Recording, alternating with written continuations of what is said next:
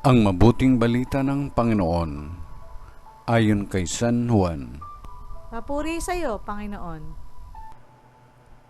Noong panahong yun, sinabi ni Jesus sa kanyang mga alagad, "Sinasabi ko sa inyo, tatangis kayo at magdadalamhati, ngunit magagalak ang sanlibutan.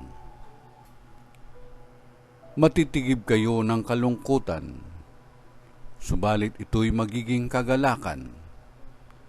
Kapag nagdaramdam na ang isang babaeng manganganak, siya'y nahahapis sapagkat dumating na ang oras ng kanyang paghihirap.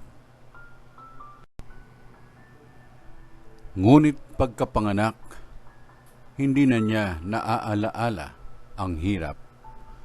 Siya'y nagagalak dahil sa ipinanganak na sa sanlibutan ang isang sanggol.